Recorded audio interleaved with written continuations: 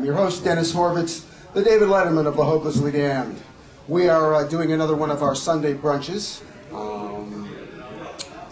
Before I forget, if you would like to know more about our Sunday brunches or anything else that's happening at New York City Atheists, you can contact us at NYCAtheists@gmail.com, and we can put you on the our newsletter email list. In any case, we are taping this on Mother's Day, and I can't think of a more apt subject to discuss than the human genome, because if we didn't have mothers, we wouldn't have a genome. Lame segue, but I'm like working under pressure. What exactly is the human genome, and why is it important to know about it? Well, because someday that knowledge may save your life, because it may determine actually how long you live, and it will completely change the way medicine is practiced. Our guest is Dr. W. Richard MCCOMBIE. He is a professor at the world-renowned Cold Spring Harbor Laboratory in New York, Cold Spring, New York. It's also the home of 7 Nobel Prize winners. Dr. MCCOMBIE has spent 4 years at working on sequencing the human genome at the National Institute of Health in Bethesda, Maryland, and he spent all the time since then, I guess starting in 1992, he has been working at Cold Spring. So without further ado, Dr. MCCOMBIE. Thank you very much. I'm always happy to accept invitations such as this one to talk to people who aren't scientists, or for that matter, even scientists who aren't in this field, because I think the topic is one that's very important, and it's very important as citizens, even not as scientists, but as citizens, to understand what this is all about at one level, because the changes are so profound that I think, as you know, the introduction said, it's going to change some very specific things, but I think it has the possibility of changing even our own perception of ourselves, what we are, as we better understand ourselves through understanding the human genome. It's also going to have a radical impact, as mentioned, on medical care in the future. And I would have thought that when I started doing this in around 1990, that wouldn't occur in my lifetime. It's very clear to me now. It's the only way that will be the case is if I become incredibly unfortunate. In fact, it is happening at some degree even now. So with that introduction, I also want to say I tried to tailor this to a group of lay people to a large extent, but it does kind of go sequentially. I have 2 major components. One, I talk about the Human Genome Project itself, which really started around 1990-92, and the first phase of it, or the first version of it, around 2000. And then I talk about what's happening since then and what will be happening in the future. Since there's a certain sequential order in this, if I say something that just is totally not registering and you don't know what I say, please shoot up your hand. I realize we're going to question and answer later, but if there's something that just totally needs to be revisited, just to clarify, please let me know. So the basic points I want to make are that this research is really progressing very rapidly. Again, this is a field that started probably something like 20 years ago, depending on your point of view, and it's being driven by a suite of technologies in everything from image recognition to biochemistry and protein engineering. But the aggregate of that is that this technology is just had a really a truly revolutionary change on the way biological research is done, and that's continuing at an even accelerating pace. The way people do biology research now, for the most part, certainly in areas of human disease or human genetics, is really almost totally different than it was 20 years ago. And that's an almost unprecedented change.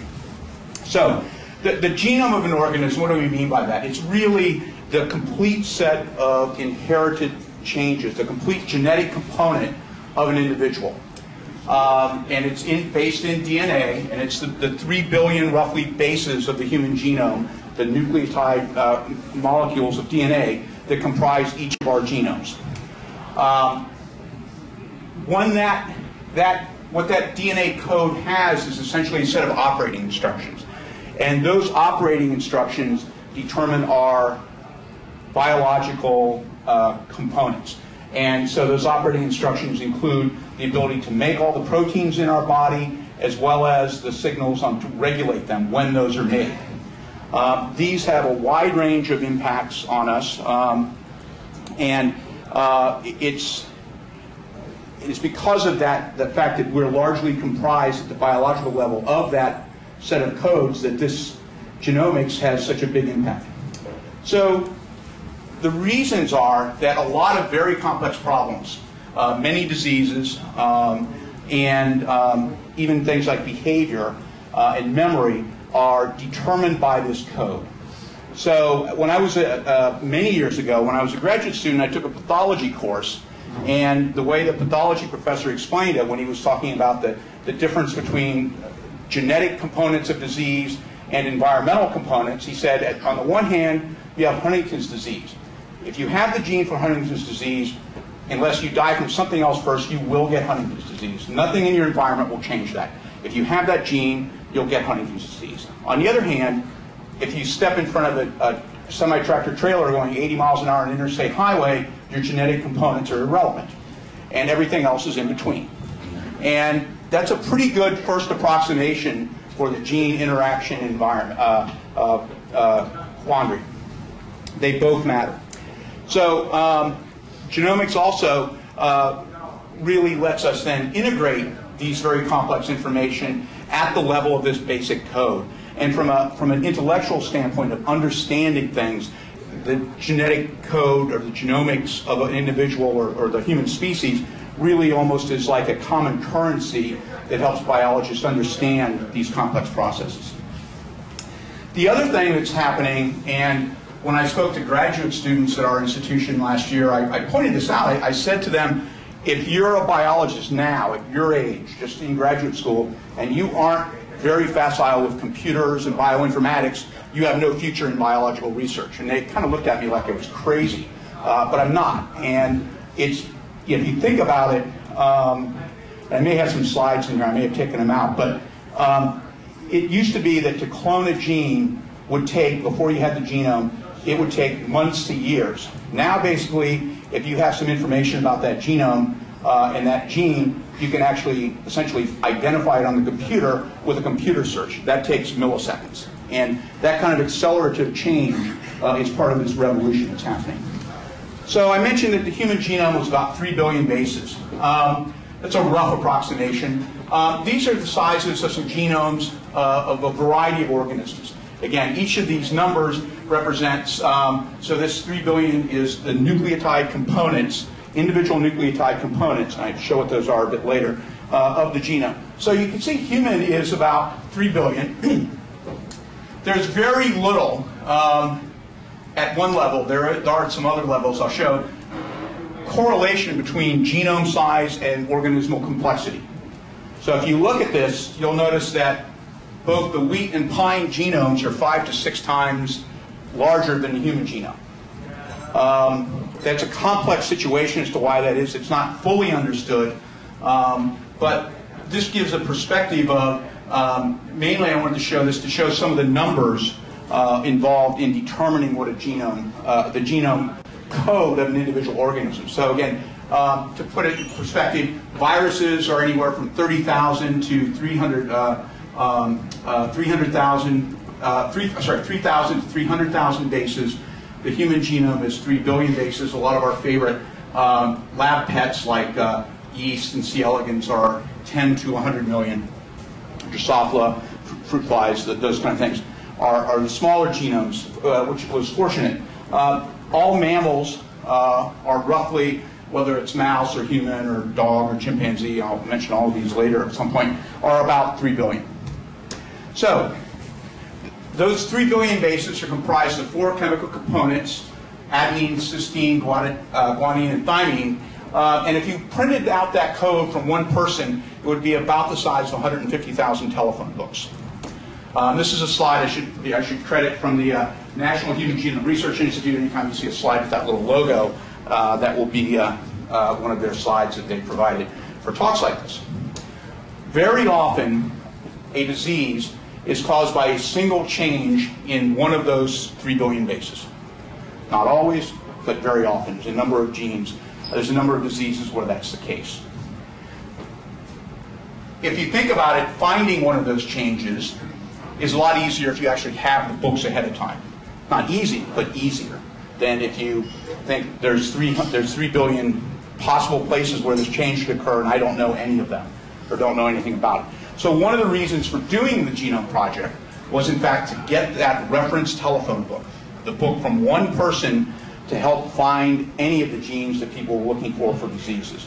And that was one of the major purposes of doing it. And politically, the disease that really drove this through funding in Congress was cancer, because of the difficulties in finding what was known to be many genes involved in cancer, some of them known by the time the project started, but it was clear there would be a lot of genes involved and they would be interacting, and having this phone book would be invaluable in understanding what all those components were and the interactions. So the first version of our genome, the human genome, the project was started, depending again on when you consider it, in around 1990. And the first version was published in 2001, in February 2001.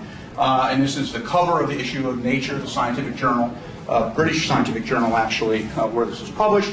And this was in fact a collaboration of probably in the order of 1,000 people. My lab was one of the smaller labs. There were 20 labs that participated in the project, so I think we were the 19th largest. The largest one was actually in the United Kingdom, the Sanger Institute, and they probably sequenced almost 1 billion of the 3 billion bases. Now, when I say this is a reference sequence, and I'll come to this later, each of us have differences between our genomes. This is a sequence that's about 70% from one unknown individual from upstate New York, and the other 30% is from about 7 or 8 individuals, most if not all of them anonymous as well. And this was something that happened early on, where they realized there's so much information in here about that individual that they wanted it to be anonymous. The downside is, if we find something interesting in here, we have no idea what they're like. So if we find that this sequence has something that maybe put them at high risk for cancer, we have no idea who it's from, so we have no idea if they are actually have gotten cancer, for instance. So there's trade-offs there between the ethics and the privacy concerns and the scientific concerns, and that's actually been an overriding issue that we're still grappling with as this accelerates, as I'll talk about in a bit. So how will this affect how we do research? And I think I mentioned this before, but it used to take literally weeks to years before genomics to identify some of the genes. When we first started doing this, when I was at NIH, I got an email from someone, it was early days of email even, and he said, I've been trying to clone a gene for a neurotransmitter receptor involved in neural transmission from this organism that we were sequencing for 10 years, and I haven't been able to do it. I noticed it in the database. How did you do it?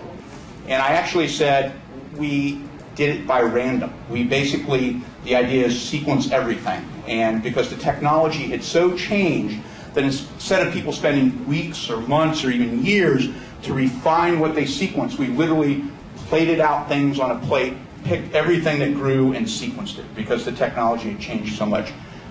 That was sequencing at a level, as I'll show later, many orders of magnitude below what we do now. So what do we see when we look at the genome? First of all, since this is a reference genome again, and I'll talk about individual genomes in the second part of the talk, we get a much better understanding of comparative genomics and evolution. And it's very clear from looking at these genomes how evolution has occurred and many of the changes that have happened during the evolutionary process. We also get a better understanding of the range, especially as we do more and more individuals, of the variation and how that affects the phenotype. So the term phenotype is a term biologists use to describe sort of what you're like. So blue eyes would be a phenotype, and so it's susceptibility to cancer, for instance, and the things that biologists are more interested in the blue eyes, but they're all phenotypes. So comparative genomics. By that I mean comparing the genomes of multiple individuals. To a first approximation, these three things have the same genome. There are very subtle changes in the genome of these three organisms that differentiate them. It's basically, sort of practical considerations aside, it's biologically they're interbreeding, and they really have largely the same genomes, as do all of we. And I'll come back to that later. The difference in the phenotype, which is why I want to introduce that word, between these three, though, is vastly greater than between most of us, or any of us. But it's still very close. The other fascinating thing about this, and that's shown on this slide. So the details of that aren't really critical, but let me explain what this is. This is a gene called the myosin-like peptide 4 from dogs. And what it shows is, we sequenced this in our lab. And what it shows is the parts of the gene, that are the parts of the protein-making parts of the gene, are the blocks of the dog lined up against the dog genome. And so you see these blocks here, and at the end, and they're different sizes, and that just is literally the scale size. So this is basically a gene, a protein coding part of a gene spread out along the chromosome, because they're actually interrupted, and I don't want to go into that detail. But the interesting thing here, and the reason I want to show this slide is, this is dog. This is a computer prediction of the same gene from human. These are various other computer predictions. This is the actual human gene. This is the gene from the mouse, and this is a gene from the pufferfish. What you see is that, by and large, they line up. The protein coding components of all of these organisms are very, very similar. And that really is the footprint of evolution. The fact that looking at all of these, you see it, and I'll talk a bit more about other footprints of evolution, but you see this time and time again as you look at most genes. There are some exceptions. There are some genes, for instance, that are only in primates or only in humans, and at least in recognizable forms. There are genes, this fish, for instance, doesn't have insulin receptors. But by and large, with the 20 or so thousand genes, most of them in any of these animals line up like this. This just shows an example of another gene. Actually, I think this may be the same gene. This shows the human gene. Again, all these little tick marks are the protein coding parts of the gene, the parts that encode as the cell processes the genetic information into a protein in the human and in the pufferfish. And what you see is the human genome is much larger than the pufferfish genome. The reason is largely because it's been spread out and there's repeat elements between the protein coding elements. Other than that, these genomes are very similar. It's also one reason why people are very interested in the biology of pufferfish, because it's just a lot easier to do, because it's more compact and you don't have as much noise in the signal. The same is in fact true in plants. So this is a diagram. It's called a crop circle in the trade as a joke, but it in fact shows a diagram of the rice genome, the corn genome, and the wheat genome. This is 435 million bases. This is about 2.5 billion bases. This is 16 billion bases. But if you look at it, this is basically, and these are all cereals, not all plants are like this, but all the cereals, wheat and barley would be in between here, between corn and rice. What you see is basically the rice genome.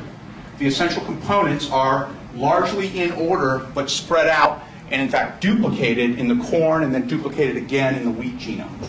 But that is the footprint of plant evolution. And very important genes like this gene, which is actually, I believe, the height gene, one of the main genes involved in the green revolution of the 60s that led to higher yielding plants, is in a same relative position in all three genomes, as well as barley and wheat. Perhaps nowhere is the footprint of evolution more apparent than in olfactory receptors. olfactory receptors are the genes that are the signaling molecules that let us smell things. So when you smell something, when we had our brunch today, there are these receptors in your nostrils, chemicals in the food bind to them and send a signal. They're very specific for certain types of odorant molecules. And the reason we can smell lots of different things with some nuance is because we have many, many of these receptors in our nostrils. It's also the fact that they vary a little bit from one person to another. Is why we sometimes may really like the smell of something like licorice makes me gag. My wife loves it. It's probably different in some of those receptors. But the interesting thing here is, again, this footprint of evolution. The mouse has roughly 1,391 of these genes. We have about 800. So we've lost some of these. Even more important, though, in looking at this as the footprint of evolution is, and this is not work from my lab, I should point out, this is from a number of people, as shown down here. There's something that happens called the development of a pseudogene. And what a pseudogene is a gene, again, the gene is the thing that makes a protein in our body, that has a change in it, a mutation, if you will, that makes it no longer functional. We can tell that most of the time on the computer. And when we look at these olfactory receptors, what we see is that in humans, over 50% of the 800 genes are actually functionally inactive. They can't work.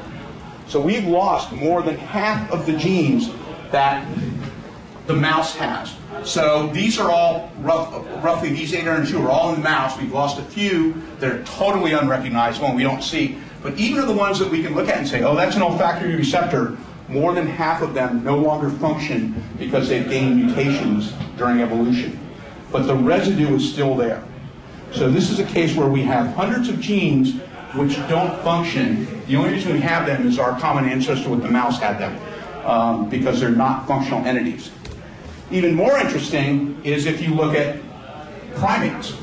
And again, about 25% of the mouse olfactory receptor genes were inactive, and about 50% of ours, chimpanzees and so forth, are in between.